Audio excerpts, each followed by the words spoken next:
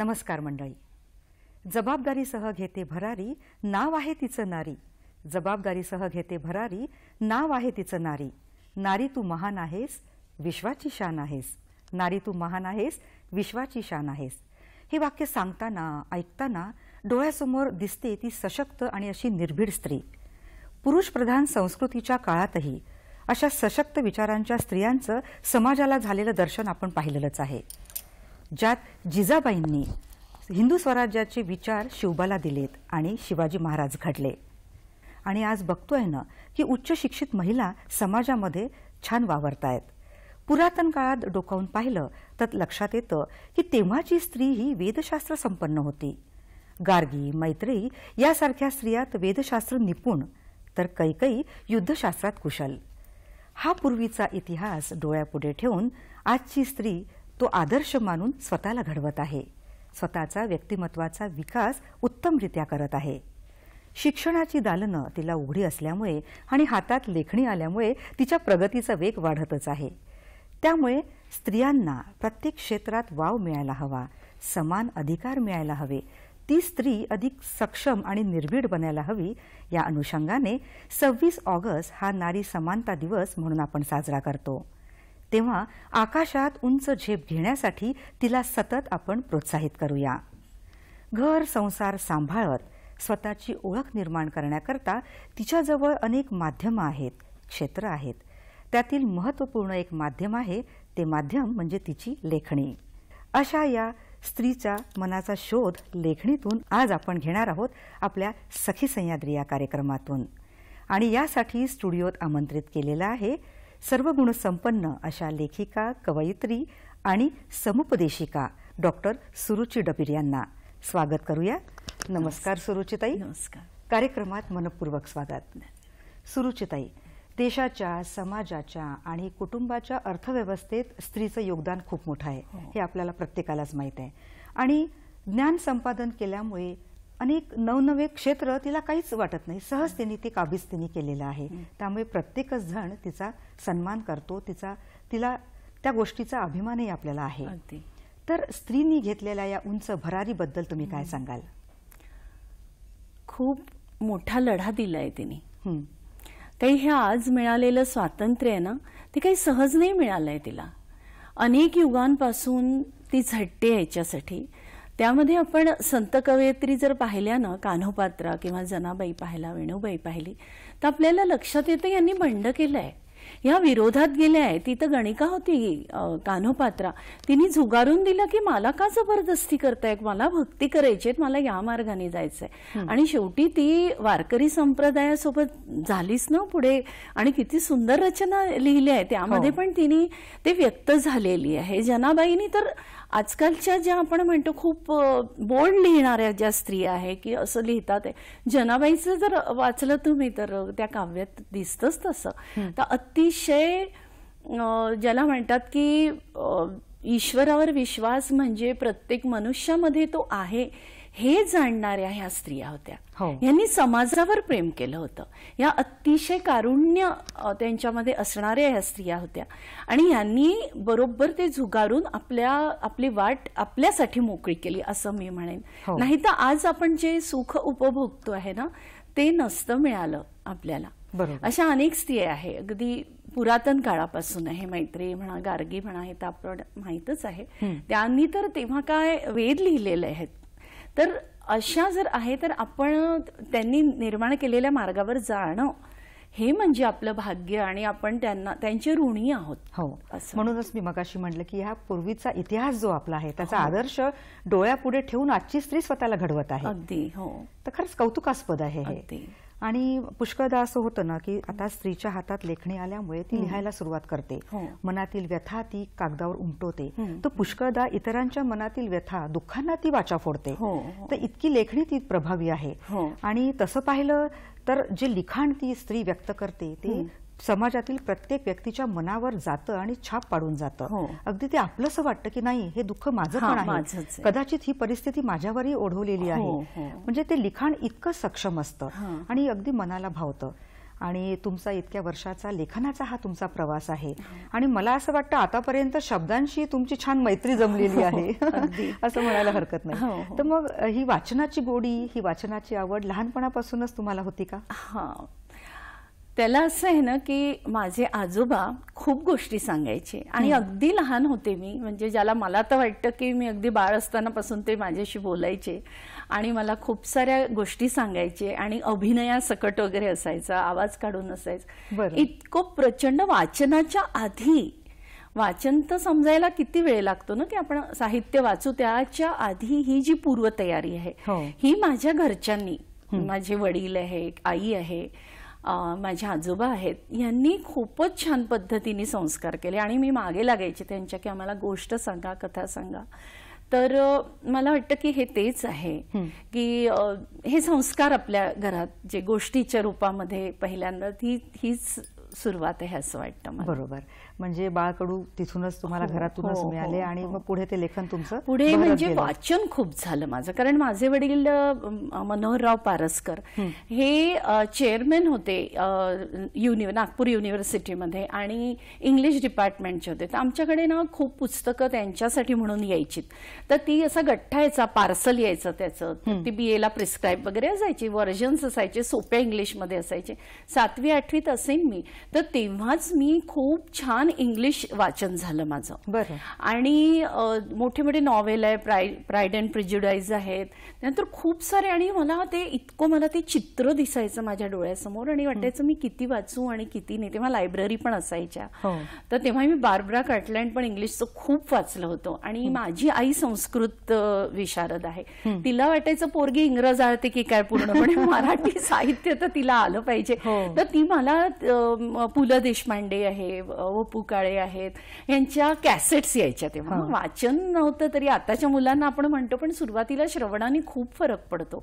तर त्या मी ऐकायचो आणि वाचन पण खूप म्हणजे तिने आम्हाला खूपच गोनी दांडेकर आणि ज्ञानेश्वर वगैरे असं खूप तिच्या जो अजूनही तिने आता पुन्हा गिफ्ट केलं मला की बघ तुला आठवतं की नाही यातल्या आपण गोष्टी वाचत. तर हे खूप महत्वाचं आहे. म्हणजे असं प्रोत्साहन देणारी व्यक्ती हवी ना घरात. अगदी अगदी बरोबर. मग आवडीचे विषय कोणते होते तुमचे? माझे इमॅजिनेटिव्ह सगळं काल्पनिक मला खूप आवडायचं. बरं. यथार्थाला मी म्हणजे खरं काही असेल ना, समजा एखाद्या न्यूजमध्ये आपण वाचतो तर मला खूप भीती वाटायची त्याची. तर मला माझे वडील म्हणायचे की अगं खरं हे कल्पनेपेक्षा जास्त भयावह असतं. हो. आणि आपण काय करतो की आपण काव्यगत न्याय एक प्रकार आहे की जर कोणी आपल्याशी वाईट वागलं ना तर पण एक वेळ येते की त्याचं पण वाईट होतं, पण हे आपल्याला तुला दिसणार नाही असं घडताना. हे कथा कवितांमध्ये घडतं आणि तिथे आपण आपलं व्यक्त होत असतो. पण ऍक्च्युअली तू जेव्हा बघशील ना तेव्हा तुला हे असं दिसणार नाही. याला काव्यगत न्याय किंवा पोएटिक जस्टिस म्हणतात. तर तुला हे दोन्ही साधावं लागणार. तू दोन्हीची चांगले खंबीर हो आणि हे पाहत जा की खरं काय आहे ते. तर आम्ही काल्पनिकही वाचलेलं आहे आणि ज्या खऱ्या घडलेल्या, जसं तेव्हाच्या काळात बऱ्याचशा पुस्तकं राहायची सत्यकथा वगैरे, तर ते माझ्या वडिलांच्या काळातलं होतं. पण मनोहर कहाणी असायच्या तर ते वावला वाचायचे. हे खूपच काल्पनिक असतं बरं, दाखवतात खरं आहे वगैरे, पण तू खरं वाचत जा आणि मग आपलं मत बनव. तर एक निडरता आली माझ्यामध्ये. बरं. आणि दुसरं म्हणजे मी NCC घेतलं. तेव्हा मी 8वी 9वीत असेल. तर आपण जे या NCCनी किंवा या गोष्टींनी काय होतं ना, एक तर देशप्रेम खूप निर्माण होतो, दुसऱ्यांबद्दल आपल्याला सहानुभूती वाटणं की अरे आपण आपल्यासाठीच जगायचं का. तर हे लहानपणीच संस्कार जे होतात ना ते ह्या गोष्टींनी, खेळानी होतात. खेळ पण मी खेळायची, पण मी खूप माहिर नव्हते त्यात, पण मी जायची तरी पण. व्हॉलीबॉल खेळायचं आहे किंवा खो खो खेळायचं आहे तर मी जायची. पण ह्या सगळ्या गोष्टी त्यांनी आम्हाला जाणीवपूर्वक करून घेतल्या की हे तू जा. आपण खूप काही एक्सपर्ट व्हायला पाहिजे असं नाही, पण हे अनुभवणं खूप महत्वाचं आहे सगळ्या ह्या गोष्टी. तर त्याचा पण खूप मला फायदा झाला. म्हणजे NCCची तर गंमतच आहे. म्हणजे आमचा कॅम्प गेला होता मुंबईला आणि त्या ठिकाणी 3ऱ्या मजल्यावरून आम्हाला खाली एक जाळी त्या सगळ्या सर लोकांनी जे मिलिटरीचे होते त्यांनी पकडून ठेवली होती आणि म्हणाले 3ऱ्या मजल्यावरून उडी घ्यायची आहे. बरं. तर पहिल्यावर घेतलं त्यांनी. तर मी म्हटलं बघूया आपण, आणि इतकं प्रचंड टेन्शन आलं होतं. माहित होतं की आपण मरणार नाही. खरं तर सगळ्यात भीती तीच असते की काही आपल्याला हातपाय तुटणार नाही, हे लोक सांभाळतील, पण समजा काही झालं तर आपणच इतक्या उंचावरून उडी घ्यायची का. तेव्हा मी डोळे मिटून ती उडी घेतलेली आहे. आणि त्यानंतर ह्या ज्या प्रॅक्टिकल गोष्टी घडत गेल्या ना, या सगळ्या गोष्टींमुळे खूपच परिणाम होतो लहान मुलांवर. आणि तो काय होतं की मी खूपच सेन्सिटिव्ह होते, तर मला ते तेव्हाच्या तेव्हा मी व्यक्त पण करायची. बरं. आणि त्या याच्यामध्ये एक वेळेवर जे असतं ना, आपण म्हणतो की चिठ्ठी काढा आणि बोला, तशा ह्याच्यामध्ये मी बोलले होते. वेळेवर त्यांनी दिलं, तर मी भरभर जे सुरू केलं की शेवटी त्यांनी म्हटलं की अगं जरा थांब, आता तू किती बोलू शकते, आणि डिटेल आणि ते नॉलेज त्या विषयाचं जो चिठ्ठी निघाली ते. आणि त्यानंतर माझं दिल्लीसाठी सिलेक्शन झालं एनसीसीच्या याच्यामध्ये. तर असं वाटतं मला की मुलांना ही जी मोकळीक दिली जाते ना, की तुम्ही बोला, वाचा, छान त्यांच्या छोट्या छोट्या गोष्टींकडे लक्ष देणं, हे खूपच माझ्या बाबतीत नशिबाने म्हणते मी की झालेलं आहे. आणि त्याचा परिणाम लिखाणावर होतो. आणि वाचनामुळेच हे सगळं आपलं मन अगदी स्ट्रॉंग बनणं, आणि अनेक विचार आपल्या मनात येतात, कृती होते, आणि आपल्या मनाने जे ठरवलंय त्या गोष्टी सहज साध्य होतात. म्हणजे घुमून फिरून, म्हणजे जिथून तुम्ही जाल की शेवटी वाचन किती महत्वाचं आहे, खूपच महत्वाचं हे प्रत्येकालाच आता, कारण सगळं अनुभवू शकत नाही आपण. आपल्याला वाचनाने वेगळ्या विश्वामध्ये जाऊन आणि तो अनुभव आपण घेत असतो, असं असतं ना. पुढे मग तुम्ही शिक्षण घेतलं, मग आवडीचे विषय त्यात निवडले का तुम्ही? सुरुवातीला माझं सायन्स होतं 12वी पर्यंत, आणि त्यामध्ये माझा आवडीचा विषय फिजिक्स होता. बरं. आणि पण नंतर काय झालं ना की मला डॉक्टर वगैरे व्हायचं होतं, पण अभ्यासात अर्थात कमी पडले, कारण खूप वाचन आणि याच्यातच वेळ घालवायचे मी. पण नंतर मला इंग्लिशमध्ये मी टॉपर होते 12वी मध्ये. तर तेव्हा मला त्यांनी, माझे वडील म्हणाले की बघ तुझं इंग्लिश तू किती कमी अभ्यासामध्ये हे केलं, तर तू इकडे जायला हवंस. तर मी मान्य केलं ते, आणि मग आर्ट्स घेतलं, आणि मग MA इंग्लिश केलं. आणि त्यानंतर जॉबही लागलीच मला, मी लेक्चरशिप मिळाली मला. तेव्हा असं खूप नव्हतं ना, म्हणजे BEd आपण नंतर करू शकत होतो 30-25 वर्षापूर्वी. तर मी लागलीच शिकवायला लागले. म्हणजे कधी असं झालं ना की मी शिकवत होते, तर माझ्यापेक्षा वयाने मोठी मुलं समोर होती. बरं. आणि ती नापास वगैरे झालेली म्हणा किंवा काय, किंवा तेव्हाची मुलं म्हणजे खूप अभ्यासात इतकी काही सिन्सिअर नव्हती ना. तर खूप मजा आली मला की त्यांना हँडल केलं मी.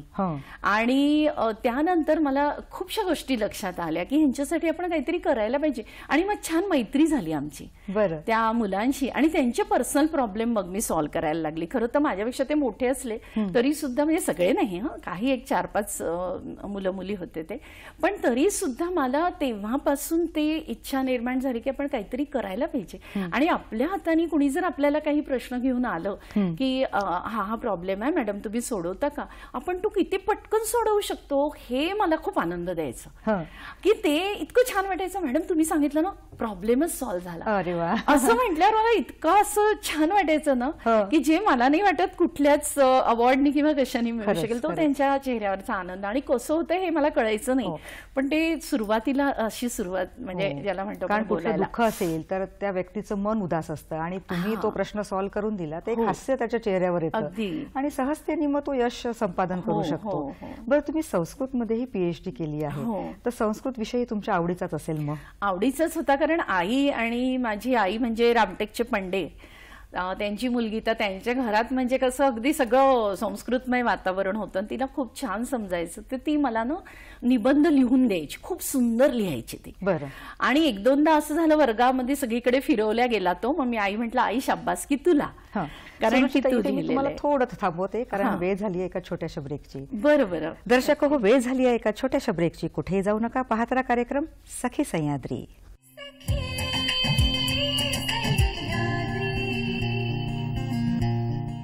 दर्शक हो, या छोट्याशा ब्रेक नंतर तुमचं कार्यक्रमात पुन्हा एकदा मनापासून स्वागत.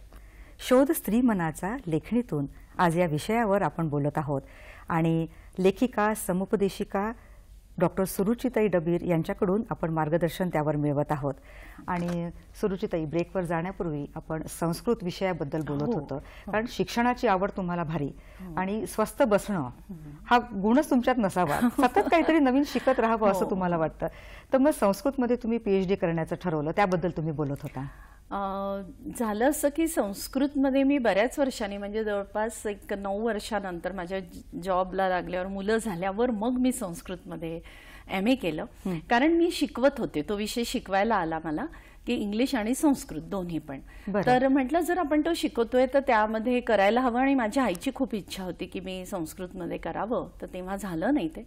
पण नंतर मी त्यामध्ये म्हणजे इतका ज्याला म्हणतात की डिटेल आहे, संस्कृतचं दालन जर माझ्या आयुष्यात आलं नसतं तर मला नाही वाटत की मी प्रगल्भ लिखाण करू शकले असते. बरं. खूपच फरक, पर्सनॅलिटीज बदलणं म्हणा, दृष्टिकोन बदलणं.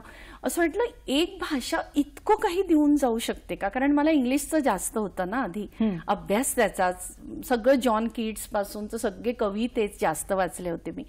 आणि एकदम संस्कृत म्हणजे मराठी पण नाही हं, आणि एकदम संस्कृतकडे वळायचं.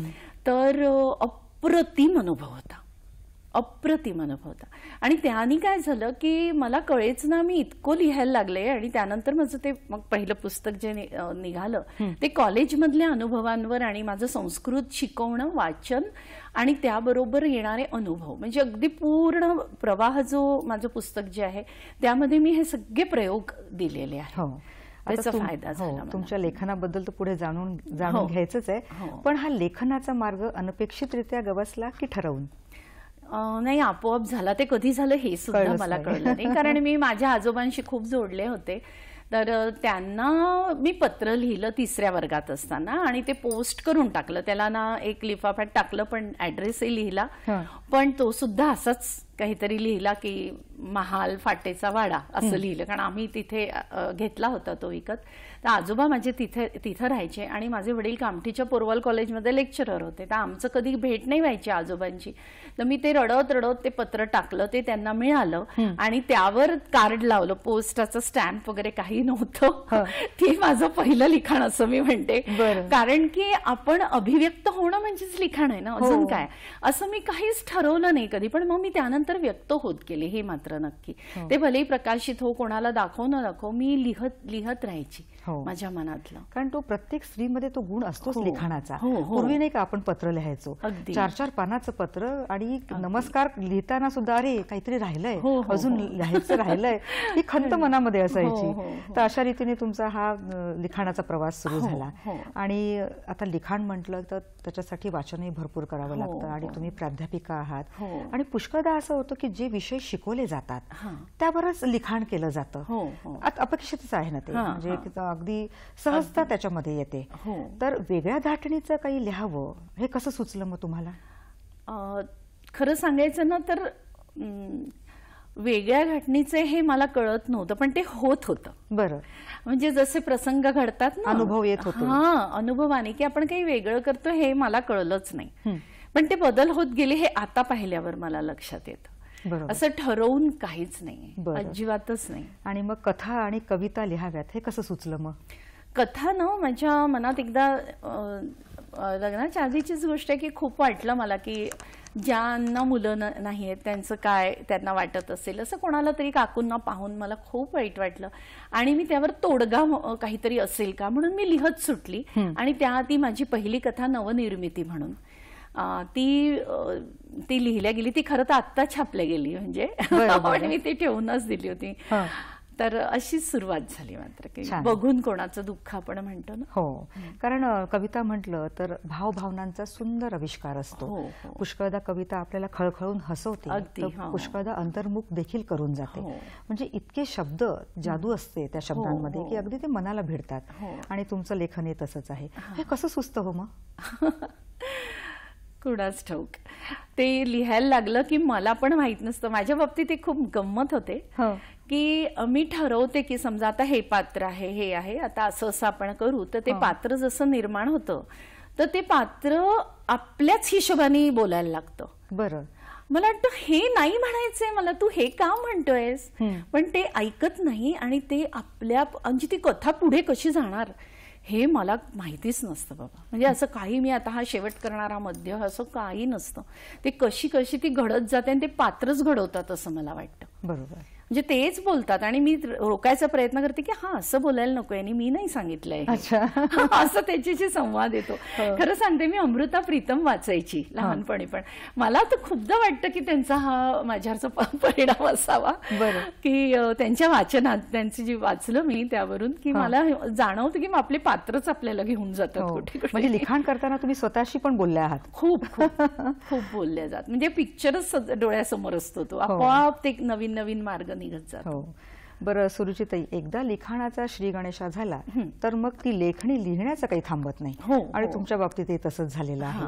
कथा कविता तुम्ही लिहिल्यात, ललित निबंध लेख तुम्ही लिहिलेले आहेत, तर मग पुस्तक प्रकाशित करावं असं का वाटलं मग? माझ्या वडिलांची 75वी होती तेव्हा नितीनजी गडकरी येणार होते आणि खूप मोठा कार्यक्रम होता तो.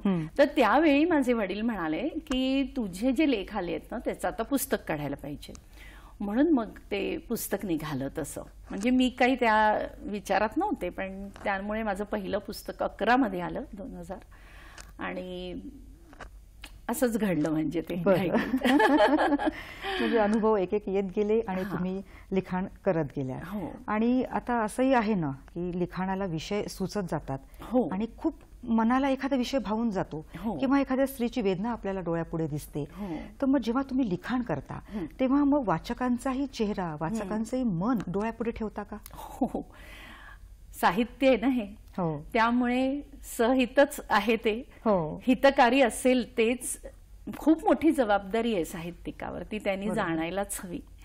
पण माहिती का, तुमचं जर मनच असं असेल ना की घडलेलं की तुम्ही सतत दुसऱ्याच्या चांगल्याचा विचार करता, तर ते लिखाणही तसंच होतं.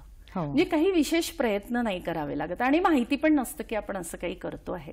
माझं लिखाण जास्त प्रायोगिक आहे. बरं, म्हणजे असं झालं ना कॉलेजमध्ये, म्हणजे मी ऍक्च्युली घरी बरं नव्हतं तर मी माझ्या मिस्टरांना म्हटलं की मला जरा बरं नाही वाटत आहे, तर त्यांनी लक्षच नाही दिलं माझ्याकडे. मी म्हटलं हे लक्ष का नाही देत आहेत माझ्याकडे? तर म्हणजे हो बरं नाही ना. हो का, मग तू आता कॉलेजला सुट्टी घे आणि आराम कर. म्हटलं असं का बोलतं ते, ह्यांना बरं नसतं तर मी किती हे करते. गमतीचा भाग होता तो. पण मग मी कॉलेजमध्ये गेले, म्हटलं चला मैत्रिणीच असतात आपल्या खऱ्या, आपण मैत्रिणींना सांगायचं. मग मी मैत्रिणींना सांगायला लागले का मला बरं नव्हतं.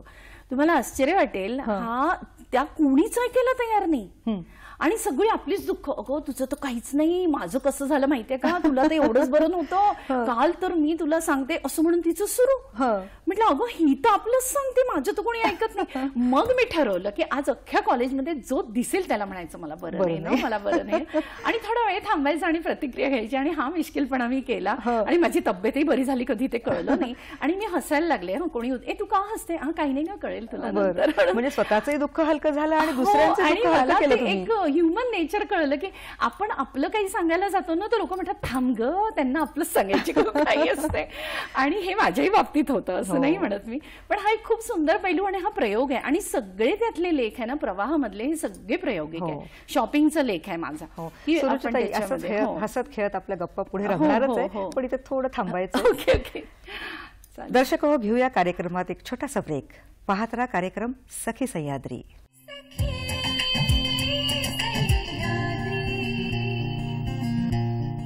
या छोट्याशा विश्रांतीनंतर कार्यक्रमात पुन्हा एकदा तुमचं मनपूर्वक स्वागत. सुरुचिताई आपल्या लेखनाचा प्रवास छान रंगवून आपल्याला सांगतायत आणि छान गप्पा मारतानाही मजा येते. तो पुढचाही हा प्रवास जाणून घेऊया. सुरुचिताई, तुम्ही प्रवाह हे पुस्तक लिहिलं आणि त्या पुस्तकामध्ये वेगवेगळे छोटे लेख लिहिले, जे अगदी प्रत्येकाच्या मनातले विचार तुम्ही त्यात व्यक्त केले. तर मग हे विषय कसे सुचलेत तुम्हाला? एक तर जसं सांगितलं मी आता अनुभव तो आहे, किंवा मी शॉपिंग बद्दल म्हणत होते त्याचा अनुभव आहे. तर जे काही रोज मला अनुभव यायचे तेच मी लिहिलेले आहे.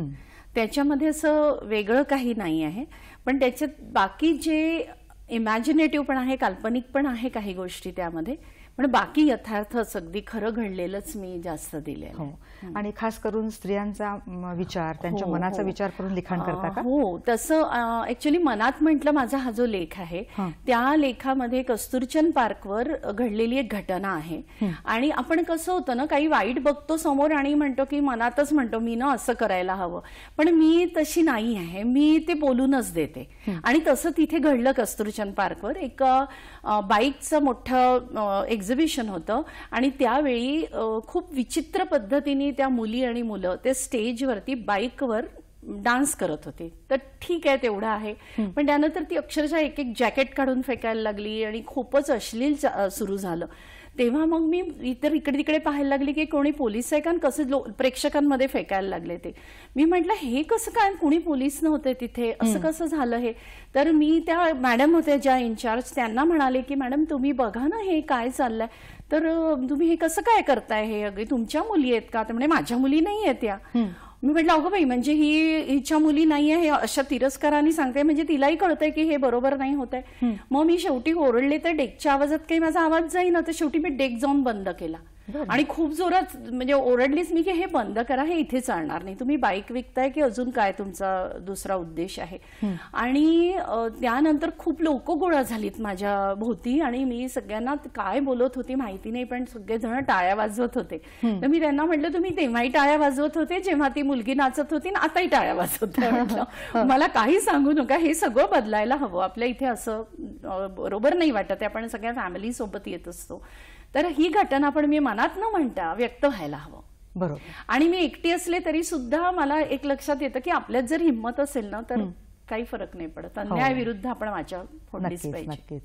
आणि महिलांवर देखील तुम्ही अनेक कविता रचलेल्या आहेत. हो हो. तर एखाद्या कवितेचं सादरीकरण करा ना. अच्छा. मर्दानीकडं. तो म्हणाला मी काही बांगड्या नाही भरल्या हातात. तो म्हणाला मी काही बांगड्या नाही भरल्या हातात, झाडू पोछा स्वयंपाक करायला. तो म्हणाला मी काही बांगड्या नाही भरल्या हातात, झाडू पोछा स्वयंपाक करायला. मी म्हणाले हो का, पण मी मात्र चांगलं जाड जूड मर्दाने कडं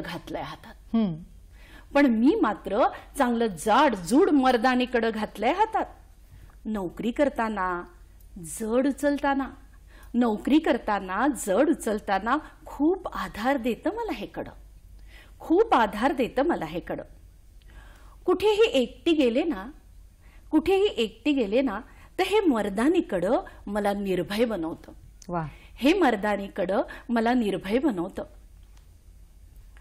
कार सुद्धा मी अगदी लीलया चालवते. आणि तुला एक सांगते माझ्या दुसऱ्या हातात काचेच्या बांगड्या पण आहेत बरं का. माझ्या दुसऱ्या हातात काचेच्या बांगड्या पण आहे बरं का. बाळाला झोपवताना आईच्या आणि आजीच्या बांगड्यांची किणकिण येते हो माझ्या बांगड्यांमध्ये. बाळाला झोपवताना आईच्या आजीच्या बांगड्यांची किणकिण मिसळते माझ्या बांगडीत. बाळ निश्चिंत झोपतं. घरातल्या मोठ्यांच्या पाया पडताना ही सुरमई बांगडी घराला प्रसन्न आणि नादमय करते. तुला एक विचारू तुझ्या हातातलं कडं कुठे हरवलंय का. तुझ्या हातातलं कडं कुठे हरवलंय का. किती छान, काय शब्दांची मांडणी, अगदी मनाला भिडली बघा कविता ही. खरंच कौतुक करावं. आणि शब्दाचं भांडारच तुमच्याकडे आहे जणू. पोटली आहे. आणि म्हणूनच तुम्ही प्राध्यापिकेची नोकरी उत्तमरित्या करता आणि तुम्हाला आदर्श शिक्षिकेचाही पुरस्कार मिळतो. कारण उत्तम सादरीकरण आणि जे आपण मनामधले आपले विचार असतात ते दुसऱ्यांपर्यंत पोहोचणं, त्यांच्या मनाला भिडणं, हीच तर आपल्या कामाची पावती आहे ना. आणि लीलया ही भूमिका तुम्ही छान पार पाडते आहात. तुमचं पुन्हा एकदा कौतुक करावं असं वाटतं. बरं सुरुचिताई, तुम्ही आता प्राध्यापिका आहात, तुम्ही शिकवता, तर शिकण्याचं आणि शिकवण्याचं तंत्र या विषयावर तुमची बरीच व्याख्याने झालेली आहेत. तर कसं तुम्ही ते साध्य करता, कसं विद्यार्थ्यांच्या मनापर्यंत पोहोचता. असे ना की ज्या मुलांना मी शिकवते कॉलेजमध्ये तिथे 3 स्ट्रीम्स आहेत. एक अगदी झोपडपट्टीतून येणारी मुलं आहेत, एक मिडल जे आहे सायन्स वगैरेची मुलं आहेत, आणि तिसरा जो भाग आहे तो एकदम खूप उच्च म्हणजे ज्याला आपण हाय. तर मी सगळ्यात निवडला तो सगळ्यात जो झोपडपट्टीतून येणारे अतिशय गरीब मुलं, त्या वर्गांना शिकवायला कोणी तयार होत नाही. मी घेतला, माझा अनुभव असूनही मी म्हटलं मला तिथेच, मी नेहमी शेवटपर्यंत मी तो वर्ग सोडलेला नाही. बरं. आणि कारण तिथे रिझल्ट चांगला येत नाही आणि मग सगळे आपल्याला म्हणतात की अरे इथं रिझल्ट नाही येत. म्हटलं तुम्हाला काय म्हणायचं म्हणा, मी काय 100% माझ्या मुलांना देते ना ते मला महत्वाचे. कारण ही मुलं तुम्हाला सांगते अभ्यास कशी करणार हो ना, यांच्या घरामध्ये इतके प्रॉब्लेम्स आहेत, ते कुणी ऐकणार नाही, ते कुणी त्याच्यावर कोणी तोडगा काढणार नाही. बरं अख्खं 100 मुलांचा वर्ग. आणि मग मी कॉमन त्यांना त्यांच्याशी गप्पा करायचे आणि हळूहळू त्यांना पहिले अभ्यासासाठी प्रवृत्त केलं. आणि हळूहळू काळ जसा बदलत गेला तसे जरा शिकलेले आई वडील झाले असतील, कारण आता 30 वर्ष शिकवलंय मी. तर त्या याच्यामध्ये लक्षात आलं की आता बरी मुलं येतात, आता जरा चांगलं इंग्लिश आहे, कारण इंग्लिश खूपच म्हणजे इंग्लिश शिकवते ना मी. तर त्या याच्यामध्ये मला लक्षात आलं यांना प्रश्नाचा जर अर्थच नाही समजत तर हे उत्तर कसं देणार आहे. किती तुम्ही इंग्लिश म्हणा तरी त्यांची ती शब्दसंपदाच इतकी कमी असते, त्यांना काहीच येत नसतं.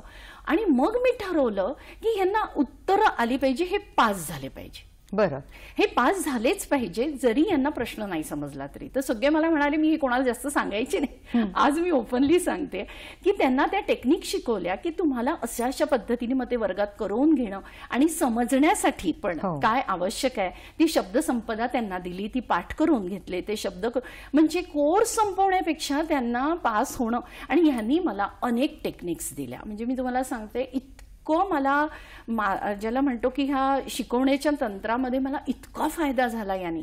कारण की मी नवीन नवीन खूप एक्सपेरिमेंट्स केले, खूप सारे प्रयोग केले आणि ते अजूनही मी सगळ्यांना सांगते. रोज मला काहीतरी नवीन समजत असतं. हो बरोबर. जसं आता फिगर ऑफ स्पीचेस शिकवायचे अजून, संस्कृतचा पण माझा विषय आहे.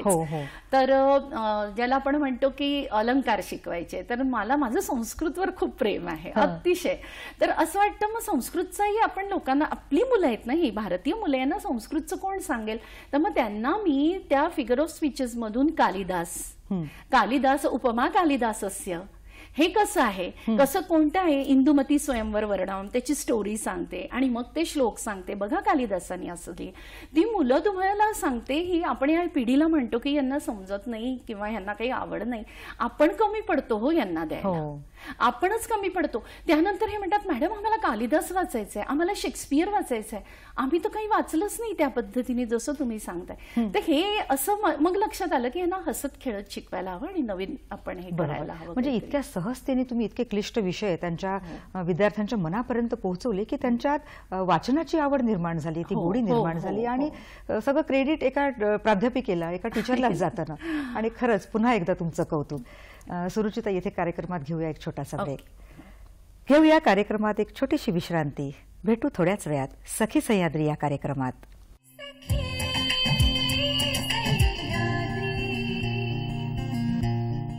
दर्शक हो, या छोट्याशा ब्रेक नंतर कार्यक्रमात तुमचं पुन्हा एकदा मनापासून स्वागत. आजच्या आपल्या कार्यक्रमाचा विषय आहे शोध स्त्रीमनाचा तिच्या लेखणीतून. आणि सुरुचिताईंनी हा लेखनाचा प्रवास खूप उत्तमरित्या उदाहरणांसह आपल्याला सांगितलेला आहे. आता अधिक त्यांच्याकडनं जाणून घेऊया. सुरुचिताई, तुम्ही मगाशी म्हणाल्या की संस्कृत तुमच्या आवडीचा विषय आणि संस्कृत ही प्राचीन भाषा आहे. त्या संस्कृत महाकाव्यावरही तुम्ही लिखाण केलं आणि त्यात पुरस्कारही तुम्हाला मिळाला, तर त्याबद्दल सांगा ना. संस्कृत महाकाव्यातील प्रतिमा सृष्टी म्हणून माझं नुकतंच पुस्तक प्रकाशित झालं, जे मी PhDचं आहे. त्यामध्ये खूप ललित अंगाने मी ते मांडण्याचा प्रयत्न केला आहे. श्रीहर्ष आहे, माघ आहे आणि भारवी यांच्या महाकाव्यांना मी घेतलंय त्यात. आणि त्यामध्ये खूप आधुनिक काळाशी जोडून तो माझा प्रबंध आहे. आणि सगळ्यात महत्वाचं ते वाचताना ना मला जॉन कीट्सची आठवण आली भारवी वाचताना, की हे कधीच एकमेकांना भेटले नाही, कधीच नाही, पण इतकं साम्य कसं आहे. निद्रा शस्त्र अर्जुन चालवतो आणि त्यानंतर सगळ्यांना झोप येते. त्यानंतर इथे लोटस इटस मध्येही मला तसंच दिसलं की ते एक फळ खातात आणि त्यांना झोप येते. मग मी याचं पूर्ण कंपॅरिझन दिलेलं आहे, पूर्ण तुलनात्मक अध्ययन केलं या दोन्ही काव्यांचं, यांच्या 8-10 श्लोक आणि जॉन कीट्स. त्यानंतर अजूनही मला रवींद्रनाथ टागोर आहे किंवा पॉल डुनबार म्हणून आहे आणि शेली आहे. मला असे लोक असे दिसलं की जे महाकाव्यामध्ये आहे आणि ते त्या लोकांनी कदाचित वाचलंही नाही, कदाचित काय नाहीच वाचले. त्याचं मी कंपॅरेटिव्ह एक तुलनात्मक अध्ययन शेवटच्या ह्याच्यामध्ये दिलं आहे. बरं, तर सुरुचिताई, ज्यांच्या नावातच रुची आहे अशा सुरुचिताई, सर्व गुण संपन्न असं म्हणायला हरकत नाही.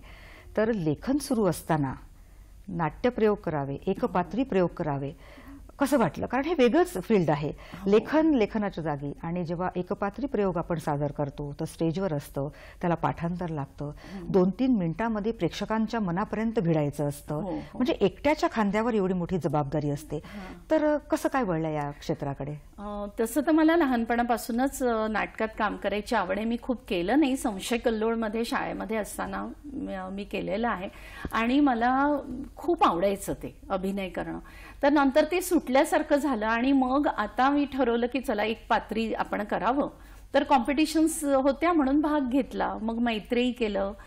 त्यानंतर आत्ता हे 75वें वर्ष जे आहे आपलं स्वातंत्र्याचं, त्यामध्ये राणी गायदिन-लिऊ हिचं मी एक पात्री केलं आणि असे सावित्रीबाई फुले आणि हे स्वतः निवेदिता, भगिनी निवेदिता आहे, अशा अनेक साकारण्याचा प्रयत्न केला. पण मी पूर्णपणे बुडून जाते त्यामध्ये आणि खूप मजा येते मला. माझं म्हणजे समाधान होतं अभिनयाचं. मग त्याची पूर्वतयारी आधीच तुम्ही करता? हा, पूर्वतयारी मीच लिहिते आणि सादर करते ते. खूप छान. आणि हाही तुमचा तो प्रवास सुरू आहे. आणि आणखीन तुमचा एक गुण वाखाणण्यासारखा आहे, तो म्हणजे तुम्ही समुपदेशिकेची जबाबदारी लीलया पेललेली आहे. तर समुपदेशनाची गरज का भासली, की का आता ते आपण इतरांना करावं का वाटलं? एक तर मी तुम्हाला सांगितलं की अगदी अतिशय सामान्य घरची मुलंही त्यांना मी शिकवत आले इतके वर्ष. तेव्हा त्यांना सांगता सांगताच मला लक्षात आलं की आपल्याला हे जमतंय आणि यांचे प्रश्न सुटतात आहे. आणि मग हळूहळू काय बाकीची टीचर्स माझ्याजवळ यायच्या. त्यातल्या एकीने मला सांगितलं, सहज बोलत होती ती, की मॅडम हिनं माझं ऐकतच नाही, ही माझी मुलगी माझं ऐकतच नाही. तर मी तिने म्हटल्यावर मी म्हटलं, तू असं का म्हणते? मी ती वडिलांचंच ऐकते. खूप कौतुकाने सांगत होती आणि छोटी 2 वर्षाची तर मुलगी तिची. मग मी तिला म्हणाले की अगं असं नाही म्हणू ना, आपण तिच्या डोक्यामध्ये टाकतोय की मी आईचं ऐकायचं नाही आणि बाबांचं ऐकायचं, ती तुझं मग पुढे ऐकणार नाही आणि मग काय होईल? मग तू काय म्हणशील त्याला की ही माझं ऐकत नाही. मग आपण असे वाक्य का टाकतो? आणि मग मला लक्षात आलं की ती अनकॉन्शियसली करत होती, तिच्या डोक्यातच नव्हतं हे. बोलताना मुलांशी आपण किती काळजीपूर्वक बोलायला पाहिजे त्याचे परिणाम 10 वर्षांनी दिसणार असतात. बरोबर. आता तुम्ही काय करायला पाहिजे, आणि हे लोकांना माहिती नाहीये. जे काही इतकं प्रेम आहे घराघरांमध्ये मुलांशी, आमच्या वेळी नव्हतं, याच्यापेक्षा जास्त आता मुलांची काळजी आपण बघतो. आपल्या मुलांची आपण किती यांनी घेतलेली आहे, तरी पण सुख का नाही? आणि पैसा आहे, पहिले काहीच नव्हता तरी आम्ही खुश होतो. आणि आता का असं आहे? आता का मुलं आई वडिलांच्या दूर झाले? का त्यांना काहीच सांगायचं नसतं? का हा एकटेपणा आहे? हे मला टीनेजर्स जे आहे त्या मुलांशी बोलता बोलता लक्षात आलं की मॅम, नाही सांगायचंय आम्हाला आमच्या आईला हे, पण आम्हाला तुम्हाला सांगायचंय. मग त्यांच्याच आईच्या वयाची मी असून कोणीतरी समुपदेशक की जो आईपेक्षा वेगळा पण आईसारखा आहे, मॅच्युअर्ड फ्रेंड ज्याला आपण म्हणतो, याची खूप गरज आहे समाजात. आणि हे प्रत्येकाला, स्त्री पुरुष लहान मुलं सगळ्यांना ह्याची गरज आहे. आणि त्या दृष्टीने मग मी हे काम सुरू केलं. आता मी कुटुंब प्रबोधनाचं पण काम करते. त्यामध्ये पॅरेंट्सला, आई वडिलांना, आमच्या कॉलेजमध्ये आम्ही घेतलं हे, तेव्हा मला लक्षात आलं, सगळ्यांनाच लक्षात आलं की आई वडिलांना कसं मुलांना अभ्यासात 12वीच्या वेळी टेन्शन न घेता कसं करावं, घरातलं वातावरण कसं, यावर मी बोलले. बरं. त्यानंतर आम्ही हे अगदी रेग्युलर घेतलं. आणि आई वडील आले की मी त्यांना सांगायची. आणि खास मला मुलांना सांगण्यापेक्षा आई वडिलांना पण समुपदेशनाची गरज आहे. कारण कुठेतरी दुरावा खूपच जास्त वाढत चाललेला आहे, संवादच कमी होत चाललेला आहे. त्यामुळे समुपदेशकाची फार मोठी जबाबदारी असते. खूपच. आणि त्यांनी फरकही पडतो. खूप पडतो. खूप छान. लागलीच झाला ना बदल. तिला सांगितल्यावर लागलीच. ती म्हणे मी आता काय करू? म्हटलं एकदम नको बदलूस, आता हळूच सांग की आता ही माझं ऐकायला लागली आहे. आणि ती म्हणते खरंच आहे मॅडम, आता तू मोठी झाली मुलगी की एका म्हणण्यात ती माझं ऐकते. खरंच खूपच छान. बरं सुरुचिताई, प्राध्यापिका आणि लेखिका यामध्ये काय साम्य वाटतं तुम्हाला तुमच्या स्वभावामध्ये? एक असं वेगळं नाही करता येत. नाही, कारण की अनुभव तिथून येतात आणि लिहिते, म्हणजे ती प्रक्रियाच आहे एक प्रकारे. त्यामुळे लेखिका वेगळी आणि हे असं नाही माझ्या बाबतीत. नाही, होत असेल तर माहिती नाही मला, पण मला तर ते अगदी एकात एक गुंतलेलं वाटतंय. म्हणजे दोन्ही क्षेत्राचा आनंद तुम्ही अगदी मनमोकळेपणाने घेता. खूप छान. आणि असंही होतं ना की प्रत्येक कामाचा, त्या क्षेत्राचा, त्या कामाचा परिपूर्णतेचा एक मापदंड असतो. जेव्हा एखादी गृहिणी मोदक घ्यायला घेते तर 21 कळ्यांचं मोदक बनलं तर तिला एकदम समाधान होतं आणि आनंद होतो, कारण तो परिपूर्ण झालेला असतो तो. तर तुमच्या परफेक्शनचा काय मापदंड आहे तुमच्या कामातला? कोणतीही गोष्ट करताना स्वतःला बस झोकून दिलं की परफेक्शन येतच. हो, कारण मग आपल्याला त्यातले खाचखळगे दिसतातच. कारण तुम्ही झोकलं नाही, जोपर्यंत स्वतःला पूर्णपणे त्यात टाकलं नाही, जसं शिकवण्याचंच आहे म्हणा, तर मी त्यांना शिकवते तर पहिले या मुलांची मानसिकता शिकण्याची आहे का हे पण मला आपोआपच कळेल ना, कारण की मी पूर्ण झोकून दिलंय. मला ते त्या मुलांच्या पूर्ण ज्याला म्हणतो आपण भिनलं पाहिजे त्यांच्यामध्ये, यासाठी जर आपण करतो. आपण स्वयंपाकही करतो तरी पण असंच वाटतं की ह्यात मीठ जास्त नको पडायला, सगळ्यांना आवडायला पाहिजे, अशी चव हवी. म्हणून आईच्या हातची फोडणी आपल्याला का आवडते, ती प्रेमाचा तडका देत असते ना त्यामध्ये. त्यामुळे ते परफेक्शन येतं. असं खूप त्याला वेगळं काही करावं लागत नाही, पण आपण काही गोष्टीत मात्र अभ्यास करावा लागतो, करावा लागतो तो. आणि लेखिकेला कुठल्याही स्त्रीला समज लेखन करायचं असेल, व्यक्त करायचं असेल, तर ती आपले विचार त्या कागदावर उमटवते. आणि या क्षेत्रामध्ये अनेक महिलांचं योगदान आहे ना. जसं बहिणाबाई चौधरी आहे, कवयित्री इंदिरा संत आहेत, शांता शेळके आहेत. त्या काळात एवढा प्रगत काळ नव्हता तरी त्यांनी आपले विचार मांडले कागदावर आणि त्यातून संदेशही जनसामान्यांपर्यंत त्यांनी पोहोचवला. म्हणजे तो कठीण काळ होता, व्यक्त होण्याचा इतका तो काळ नव्हता. पण त्या तुलनेत आजची स्त्री अगदी मोकळेपणाने लिहायला लागलेली आहे. तर त्या लेखणीची जादू म्हणावी की स्त्रीचं मन अधिक खुलतंय असं म्हणावं. काय सांगाल? दडपणांना झुगारून ती आतापर्यंतचा प्रवास मी जसं सुरुवातीला सांगितलं तो झालेला आहे. पण आता काय आहे ना, आता हे स्वातंत्र्य मिळालंय आपल्याला, ते टिकवण्याची गरज आहे असं मला वाटतं. आणि आपले जे संस्कार आहे, एक स्त्री म्हणून माझ्यात कारुण्य जास्त आहे हे तिने मान्य करायला हवं आणि त्यालाच बाजूला करू नये. म्हणजे ती एक आई आहे. पहिले कोणती मूल जन्माला येते, ती मुलगी जन्माला आल्याबरोबर ती आई जन्माला येते. मग तिच्यामध्ये कारुण्य आहे, प्रेम आहे, सगळं आहे ना मुळातच. तर ते झुगारायचं नाही, ते टिकवून. आणि मग जसं मी मर्दानीकडं मध्ये सांगितलं की नाही, मी पुरुषांची कामं करू शकते ना, असं नाहीये, पण त्याच्याशी कॉम्पिटिशन नाहीये. कॉम्पिटिशन नाहीये, ते एकमेकांना पूरक आहेत आणि दोघांनी मिळून हा प्रवास करायचा. नसेल होत तर एकटा करायचा. बरोबर. पण आपण पूर्ण हे समजूनच चालायचं. इथे थांबवते मी तुम्हाला, कारण वेळ झाली एका छोट्याशा विश्रांतीची. दर्शक हो, घेऊया कार्यक्रमात एक छोटासा ब्रेक. कुठेही जाऊ नका, पाहत राहा कार्यक्रम सखी सह्याद्री.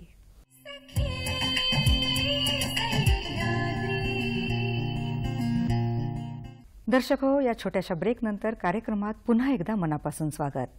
शोध स्त्री मनाचा तिच्या लेखणीतून याविषयी आपण गप्पा मारतोय. स्त्रीच्या हातात लेखणी आली आणि जणू क्रांतीच झाली. तिचं अस्तित्व अधिक उठावदार झालं, व्यक्तिमत्व अधिक बहरत गेलं. का तर त्या लेखणीमुळे. कारण सहजतेने ती विचार कागदावर उतरवायला लागली आणि इतरांपर्यंत पोहोचण्याचं काम करायला लागली. इतकी सशक्त, निर्भीड ती बनली. हाच विषय घेऊन आता मी पुन्हा सुरुचिताईंकडे वळते. सुरुचिताई, आता आपण बघतो ना की ज्या काळामध्ये स्त्रीला स्थैर्य येतं जीवनामध्ये, कारण सुरुवातीचा काळ असतो, नोकरी म्हणा किंवा घर संसाराची कामं म्हणा, त्यामध्ये ती बिझी असते. मग जो स्थैर्याचा काळ येतो त्या काळात तिला असं वाटतं की नाही, आता माझ्या छंदांना मी वेळ देते, माझ्यात लिखाणाचा गुण आहे, मी तो लिखाण पूर्ण करते. किंवा पुष्कळ स्त्रियांची एक सवय असते ना की छोट्या छोट्या गोष्टी, आवडली वाक्य 2-3 आपल्या डायरीत लिहून ठेवली, म्हणजे ती डायरी जोपासते. तर हे जे छंद आहेत तिचे, तर या छंदांना तिने आता वेळ द्यायला हवा. घे तुझ्या हातात लेखणी आणि शोध घे तू तुझ्या स्त्री मनाचा. तर यावर काय सांगाल? अगदी करायलाच हवं आहे. कारण ती मुळातच ना, मी तुम्हाला जसं आधी सांगितलं की खूप कारुण्य आणि प्रेम आहे तिच्यात, तर ती सतत दुसऱ्याचा विचार करणारं व्यक्तिमत्व आहे स्त्री म्हणजे. तर तिने स्वतःकडे पण लक्ष द्यायला हवं. आणि त्यावरच माझी कविता आहे, तीच तिची आई. बरं. मला खूपदा हा समुपदेशनामध्ये येते की माझ्याकडे कोणी लक्ष देत नाही, मी इतकं सगळ्यांसाठी करते पण कोणाला माझ्याविषयी वाटत नाही. तर एकदा असं झालेलं, माझ्यासोबत बोलत होती समुपदेशनामध्ये, तर मी तिला म्हटलं की अगं मग तूच तुझी आई का नाही होत? कशाला कुणाकडून मागायचं? माझ्यात जर इतकं कारुण्य आहे, इतकं प्रेम आहे, तर मला का नाही देऊ? ती म्हणे मी कसं देऊ? अरे त्याला काय होतं, तुला काय आवडतं ते खा, तुला काय आवडतं ते घाल. मग कोणी काय म्हटलं तर हसले तर त्यांना हसू दे ना, तू तुझी इच्छा पूर्ण कर ना. आणि दुसरं म्हणजे मला एकटं वाटतं, कोणी मी जेवली नाही तर माझ्याकडे लक्ष देत नाही. अगं तू करणं चांगलं वागलं, तुझ्या हातात हे सगळं खावं असतं. म्हणजे किती स्वार्थीपणा, म्हणजे कसला स्वार्थीपणा आहे हा?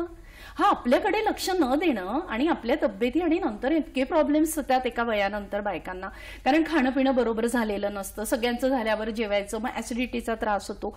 तर आणि दुसरं म्हणजे हे तर आहे, शिवाय तुझे छंदही तुला जोपासायला हवे. खूप जणी माझ्या मैत्रिणी गायिका इतकं सुंदर गायची, पूर्णपणे तिचं बंद, म्हणजे आमच्या संशय कल्लोळमध्येच होती आणि तिने इतकं सुंदर म्हणजे असं वाटलं हिचं काय मस्त राहणार आहे आता पुढे, किती गाय पाहिलं तर काहीच नाही, म्हणजे दडपून टाकलं तिला, ज्याला म्हणतो ना की नाही हे आमच्याकडे नाही चालत असं वगैरे. तर अशा पण स्त्रियांचे प्रॉब्लेम्स आपण आता सोडवायला पाहिजे ना, की तिने कधी व्यक्त व्हायला पाहिजे काहीतरी, आणि मग काही वयानंतर एकानंतर थोडंसं बोल्डनेस पण येतो, तर त्यावेळी तर निदान तुम्ही करा. म्हणजे मनाचं ऐकायला शिकायला हवं. अगदी बरोबर आहे.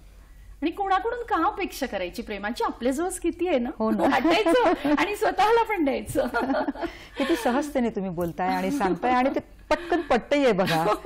बरं सुरुचिताई, आता हे लिखाण तुम्ही केलं आणि पुस्तक प्रकाशित झाले आणि अनेक प्रतिक्रिया तुम्हाला आलेल्या, तर कसं वाटतं, तो आनंद कसा होतो? कोणी म्हणतं की वा खूप छान लिखाण होतं. खूपच, म्हणजे मी तुम्हाला सांगते, भलेही आपण त्यासाठी लिहत नसतो, पण जेव्हा कोणी म्हटलं की हो तुझं ह्याच्यामुळे हा फायदा झाला बरं आणि किती छान लिहिलं, किंवा तू एकपात्री किती छान केला, तर अर्थातच लहान मुलांना जसा होतो तसा आपल्याला आनंद होतो, प्रश्नच नाही.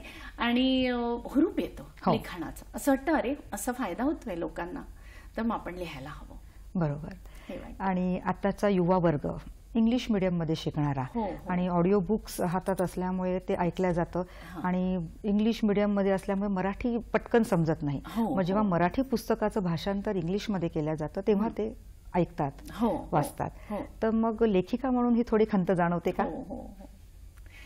आता खंत तर खूपच आहे ही, पण ना एकदा एकीने मला प्रश्न विचारला होता की आमच्या मुलांना किती लँग्वेजेस शिकवावे लागतात, किती भाषा, मराठी पण शिका, ते संस्कृतही शिका, त्यानंतर हिंदी पण शिका, इंग्लिश पण शिका, त्या मुलांवर तुम्ही किती ओझं टाकताय. मी त्यांना म्हटलं की तुम्ही त्यांना किती कमी समजता हो, किती प्रगल्भ ब्रेन, आपलं जे मेंदू आहे तो किती प्रगल्भ आहे, त्याच्यातला 1.5 आपण वापरत नाहीये, आणि तुम्ही म्हणता हे भाषा का एवढ्या लावून देतात आहेत. त्याची लहान मूल हे कुठलीही भाषा खूप सहज शिकतं, कारण की तो व्याकरणाचा आधार न घेता जे काही समोर आहे त्याच्यातून तो शिकत असतो, त्याला कळतं नाही की तो शिकतोय.